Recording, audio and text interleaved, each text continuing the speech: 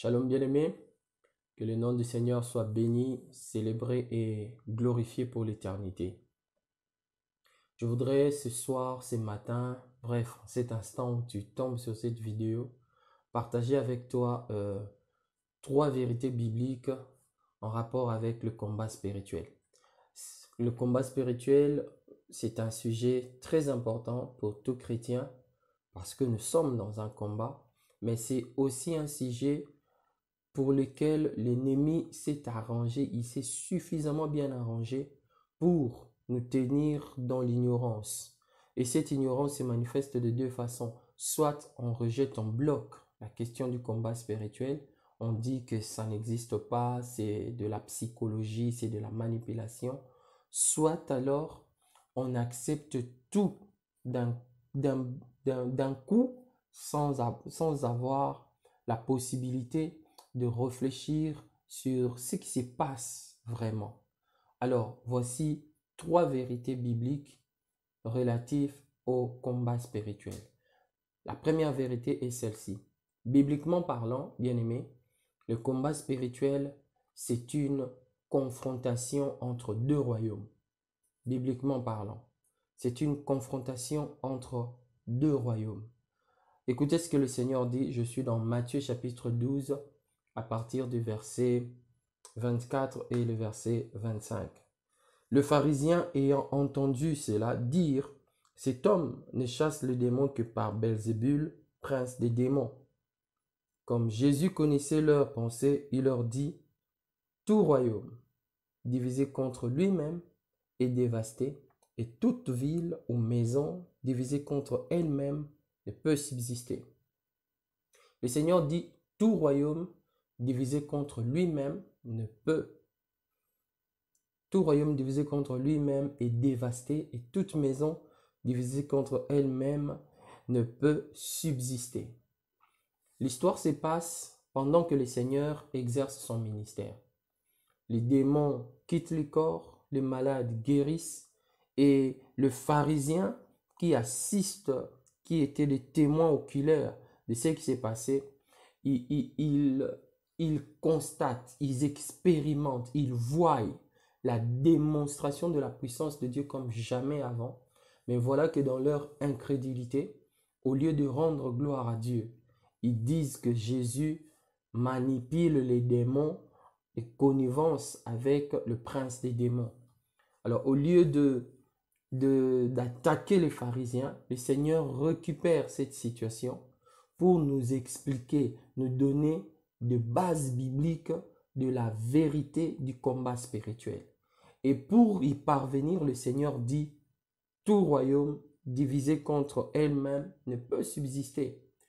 Les pharisiens voulaient faire croire aux gens que non, c'était du théâtre. Non, Jésus a récupéré la situation pour dire, pour démontrer, amener le peuple à comprendre que il ne s'agit pas d'un théâtre. Il s'agit bel et bien d'une confrontation entre deux royaumes.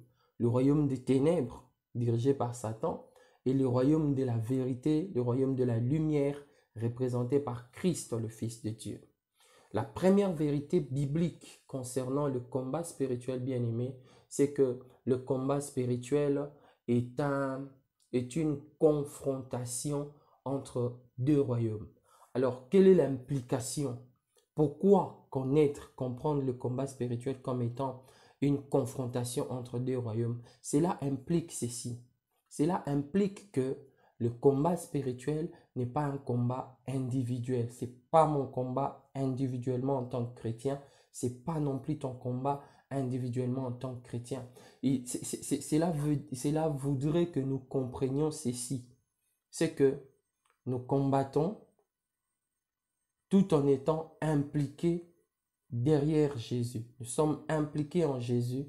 C'est Jésus qui nous engage dans ces combats. C'est Jésus qui combat pour nous ces combats spirituels. Parce que, tel qu'il l'a dit dans Matthieu 12, il s'agit d'une confrontation véritable et effective entre deux royaumes. Et pour comprendre encore un peu plus la vérité du combat spirituel, l'image la plus claire à cela, c'est le combat de David et Goliath. Bien-aimé, David représentait le peuple de Dieu, les 12 tribus d'Israël, ainsi que le roi Saül. Et de son côté, Goliath représentait les 5 princes de Philistins, ainsi que tout le peuple de Philistins. Alors, de la même manière qu'aucun Israélite ne s'était permis individuellement de s'élever pour attaquer Goliath en s'appuyant sur son expérience personnelle, ses capacités et son expertise, sa sagesse, c'est de la même manière qu'un chrétien ne peut pas s'élever de lui-même pour commencer à s'adresser à Satan.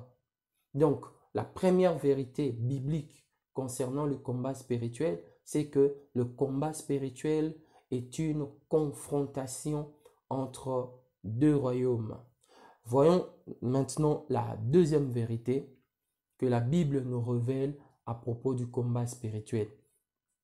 La deuxième vérité est ce qui se passe sur la croix. Nous sommes dans Jean 19, le verset 30. On dit que lorsqu'on avait donné à Jésus du vin aigre, du vinaigre, Jésus a goûté et après, il a poussé un cri en disant « Tout est accompli » et ensuite, il a rendu son esprit à Dieu. Il a expiré. Ça nous montre que le combat spirituel, la deuxième vérité biblique en rapport avec le combat spirituel, c'est que c'est un combat déjà remporté. Remporté où, comment et par qui? Remporté à la croix par Jésus-Christ lorsqu'il mourait pour toi et pour moi. Il a dit à son Père, tout est accompli. Tout est accompli, c'était une phrase qui avait une grande importance à l'époque où Christ mourait dans l'Empire romain. C'était une phrase qu'on pouvait utiliser dans le domaine judiciaire lorsque on venait de finir de juger une cause. Les juges qui se retirent en délibéré, quand ils viennent rendre le verdict, ils démontrent qui est condamné, qui est acquitté. Ils tapaient le marteau en disant « Tetelestai ». C'était aussi une phrase que l'on utilisait dans le domaine de l'armée. Lorsque le bataillon, les généraux romains étaient envoyés en expédition, en retour, en faisant rapport à l'empereur, pour démontrer que la mission était faite, il disait « Tetelestai ». C'était encore une phrase qu'on utilisait dans le domaine du commerce. Quand quelqu'un venait d'acheter quelque chose et qu'il a fini de verser l'entièreté du prix, on lui remettait la chose et dans le document de la vente, on a posé ces sceaux en disant « tout est accompli ». Donc, il est devenu propriétaire de la chose et on a perçu l'argent, le prix complet de la chose vendue. Voilà pourquoi nous disons que le combat spirituel, bibliquement parlant, c'est un combat déjà remporté.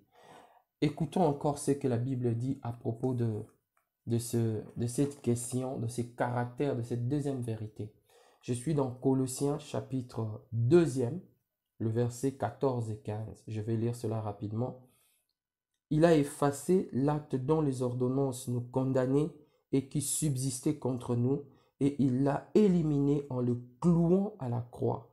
Il a dépouillé les dominations, les autorités et les a livrées publiquement en spectacle en triomphant d'elles par la croix.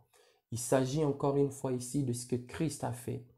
La Bible nous montre que Christ a effacé l'acte qui tenait notre culpabilité, l'acte qui racontait nos faits, l'acte qui expliquait comment est-ce que nous méritions d'être dans cette position de dominer, dans cette position de condamner. Bien-aimé, bibliquement parlant, le combat spirituel est un combat déjà remporté. Mais puisque c'est remporté, pourquoi parler encore du combat? C'est peut-être la question que tu pourrais te poser. On parle du combat parce que effectivement il y a un combat, mais c'est un combat dont la nature est tout autre. La nature du combat spirituel, je précise, pour les chrétiens. Bon, il n'y en a que pour les chrétiens. Le non-chrétien, Jésus a dit, celui qui n'est pas avec nous, il est contre nous. Donc, quand tu n'es pas chrétien, ces sujets ne t'engagent pas. pour ne pas te mettre dans de fausses illusions. Le combat spirituel concerne le chrétien. Et je dis que c'est un combat remporté, mais puisque c'est remporté, pourquoi parle-t-on encore d'un combat? On parle d'un combat parce que la nature de ce combat dans la marche chrétienne, le combat de la foi, c'est un combat tout autre. Le combat spirituel, je parle de combat spirituel. La nature de ce combat consiste non pas à aller pour gagner la victoire, non pas à aller pour bouter l'ennemi hors de sa position vis-à-vis de nous. Non, le combat spirituel, bibliquement parlant, elle consiste à garder la victoire que Christ nous a acquise à la croix. Car il a dit, tout est accompli. Et lorsqu'il a obéi au Père, lorsque Christ mourait, bien aimé, ça c'est une vérité capitale, tenez-le pour dit, c'est qu'il n'a pas payé le prix à Satan. Il a payé le prix à Dieu. Et Dieu lui a donné le pouvoir au-dessus de tout. Et que ça soit Satan, la mort et toutes ces choses. Voilà pourquoi nous pouvons prier au nom de Jésus. Voilà pourquoi, à cause de ce que Jésus a fait, nous sommes définitivement délivrés de la mort. La troisième vérité relative au combat spirituel, du point de vue biblique, c'est que le combat spirituel, c'est un combat qui est mené au quotidien par toute l'armure du chrétien, tel que cela nous est détaillé dans Éphésiens chapitre 6 à partir du verset 10. Mais il y a deux armes qui sont offensives, qui sont particulières. Les 5 autres armes dans l'armure qui contient 7 armes, les 5 armes, elles sont des armes défensives. On dit par exemple, prenez sur vous le bouclier de la foi pour éteindre le trait enflammé du malin. Prenez la ceinture de vérité, prenez les ailes que produit l'évangile de paix, prenez le casque du salut, prenez encore la cuirasse de la justice pour tenir ferme et s'affirmer dans la justification que Christ nous a donnée. Mais il en reste 2. Parmi les 2, la première arme offensive dans le combat spirituel, c'est la parole de Dieu. La parole de Dieu. Nous voyons le Seigneur faire recours à la parole de Dieu plus d'une fois. Lorsque déjà, par exemple, dans Matthieu 4, dans Matthieu chapitre 4, quand il s'est préparé pour le ministère, le diable est venu l'attaquer au désert. Jésus n'avait que la parole. Satan, dans sa ruse, il a aussi pris la parole, mais Jésus connaissait bien les Écritures. Alors, sans tergiverser, sans trembler, il disait à Satan, il est écrit. Il est encore écrit. Il est aussi écrit. Il a vaincu Satan par la parole. Et dans le livre d'Apocalypse, cela est clairement détaillé en disant, ils l'ont vaincu à cause du sang de l'agneau et à cause de la parole de leur témoignage.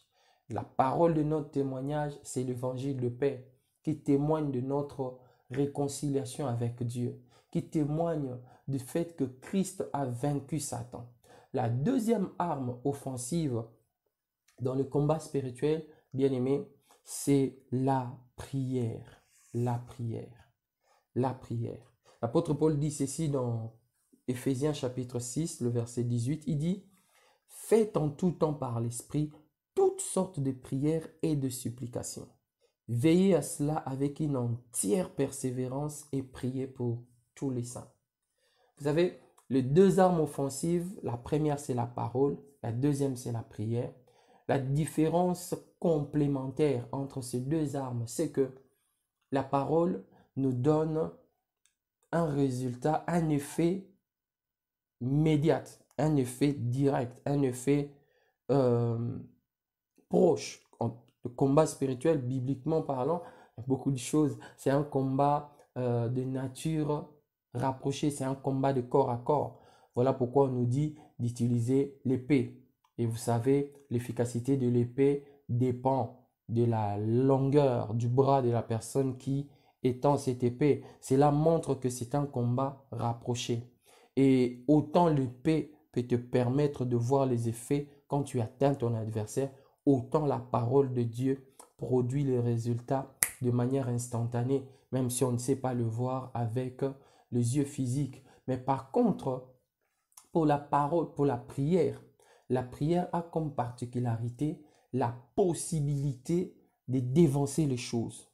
Vous voyez, bien aimé, la possibilité d'atteindre 2024, 2026, 2040, 2070. La parole, la prière a cette capacité-là. Voilà pourquoi le combat a été vaincu, non pas sur la croix, mais au jardin de Gethsemane, là où Christ a ployé les genoux pour prier.